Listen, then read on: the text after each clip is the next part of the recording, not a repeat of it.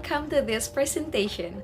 My name is Trie Rahmawati Hernawan with student number 053 from class 4B. Today, I will present an annotated bibliography review on the topic of online media learning, specifically how digital media, social media, video-based tools, and online platforms support the learning process, especially in language education. I reviewed 10 academic articles published between 2016 and 2023. These articles come from various journals, including the International Journal of Education Technology in Higher Education, Frontiers in Education, and others. Let's get started. Before we look at the individual articles, let me give you the big picture. All 10 articles share one central theme. Technology and digital media have the power to improve learning outcomes, whether in English language learning, mathematics, or 21st century skill development. But they also remind us that technology alone is not enough. The way media is designed and used matters just as much as the tools themselves. These 10 articles can be grouped into three main themes. First, social media and digital platforms for language learning. Second, video-based media and animation as learning tools. Third, online learning platforms, media design, and student performance. Let's explore each group. The first theme covers 3 articles that explore social media and digital platforms in education. The first article by Lazari and colleagues, published in 2023, investigates how social media affects English language learning among undergraduate students in Pakistan. The researchers surveyed 307 students and found that most of them actively use social media to improve their English. Students reported that platforms help them develop speaking skills, build vocabulary, and practice communication in authentic contexts. The key takeaway is that social media works best as a supplementary learning tool. It provides real-world language exposure. However, distractions and unreliable content remain the challenges. The second article by Mediasari from 2016 shifts the focus to digital media and student well-being. In Indonesia, the study involved 116 students from Universitas Indrapasta PGRI. What makes this article unique is that it connects digital media not only to learning outcomes, but also to psychological well-being, reducing stress, increasing motivation, and building confidence. Students felt more independent and found learning more flexible and enjoyable. The third article by Smith and Storrs, published in 2023, takes a different angle. Rather than measuring skills, they surveyed 496 undergraduate students in Canada about what students think they need to know regarding digital literacy and social media. The finding is striking. Most students use social media for learning, for searching information, collaborating, and sharing materials. But many feel they have not received enough digital literacy education at university. This tells us that access to social media is not enough. Students also need to be taught how to use it effectively and critically. The second theme includes 3 articles focused on video-based learning and animation media. The fourth article, this article examines the use of animation video, specifically the tool Powtoon, to improve EFL students' motivation in learning English, especially for young learners during the COVID-19 pandemic. The study is based on a library research method, reviewing many existing studies.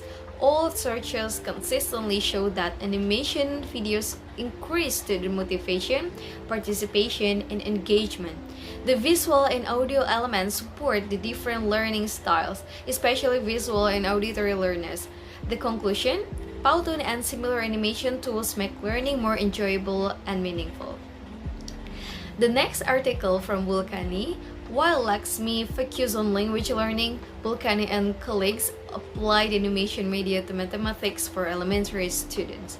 Using the ID model, a structured design process, the team developed animation media that incorporated local wisdom, such as culture, music, and real-life contextual examples. The pre-test and post-test results showed a significant improvement in student scores. This is an important reminder. Animation is not just for language learning, it can work across subjects when designed with cultural relevance and student context in mind. The next article from Lynch and Cosley. This article takes a more critical view. Lynch and Cosley analyzed students' complaints about online video lectures at an open cyber university in South Korea.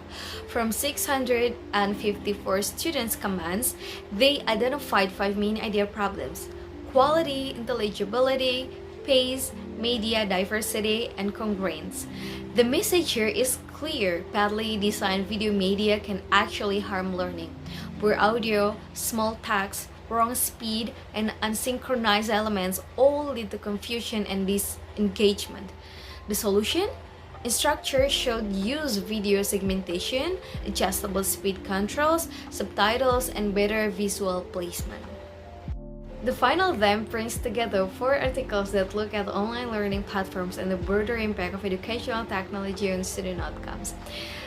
The 7th article from Indrawati. Indrawati's study investigated the effectiveness of archiving video media and online learning in students' 21st century skills, including communication, creativity, collaboration, and using critical thinking. Using regression and correlation analysis, the study found that both video-based learning and online platforms had a positive and significant effect, whether measured individually or together. This supports the idea that combining video with online platform is more effective than using either tool alone. The next article from Kobayashi's study is unique. It asks a simple but important question: what media do students actually prefer in online learning? Surveying 106 college students in the United States, the researcher found that students prefer practical and flexible media such as email, online lecture notes, and slide presentation with audio. Live video and complex collaboration tools were less popular. Interestingly, students with higher technology self-efficacy, meaning stronger confidence in using technology, preferred more complex media. The lesson: media selection must watch students' comfort level and learning needs, not just what technology can offer. The next article from Abu Hasna. Abu Hasna and colleagues developed a new model for online learning platforms based on 2 major educational theories: transactional distance theory and Bloom's taxonomy.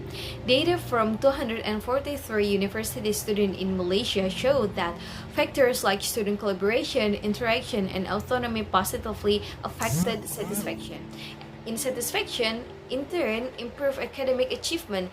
This article is important because it shows that platform must be pedagogically designed, not just technically functional. The next article from File Verde. The final article is a systematic review of 100 empirical studies published between 2013 and 2021. The authors examine how ICT, or information and communication technologies, affects academic performance across subjects. The result: 83% of reviewed studies reported improved academic performance through educational use of ICT. Mathematics and science were the most studied subject. The key insight: ICT is effective, but only when it is integrated thoughtfully into teaching and learning, not just aided as an extra tool. Now, let me show you how these 10 articles are connected. All 10 articles agree on one thing: digital media has a positive impact on learning, but its effectiveness depends on how it is designed and used. Here are the key connections. The first connection from access to skill. Lashery and Smith focus on social media. But while Lashery shows that social media can help students learn English, Smith revealed that students still need proper digital literacy education to use it well. Access is not enough. The second connection: motivation leads to outcomes. Mediasari, Laxmi, and Bulkani connect engaging media, digital tools, animation videos to increase motivation and better results. When students enjoy learning, they perform better. The third connection: design matters. Lynch and Cosley and Kobayashi remind us that poor media design or wrong media choices can harm learning. This connects directly to Abu Hasna, who argued that platforms must be built on sound educational theory, not just technology. The fourth connection, the big picture. Indrawati and Valverde provide the broadest view. Both confirm through quantitative evidence that technology integrated learning consistently improves student outcomes, especially at 21st century skills and academic performance. Together, these 10 articles put a complete picture. Good digital media, well designed and thoughtfully used, and can transform learning. To wrap up, these 10 articles collectively demonstrate that digital and online media play a vital role in modern education. From social media to animation videos, from online platforms to video lectures, technology can enhance motivation, language skills, and academic achievement. But the key is always the same: design it well, use it intentionally, and support students with the skills to use it wisely.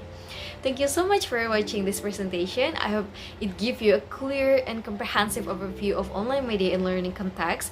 If you have any questions, I will be happy to discuss further. See you!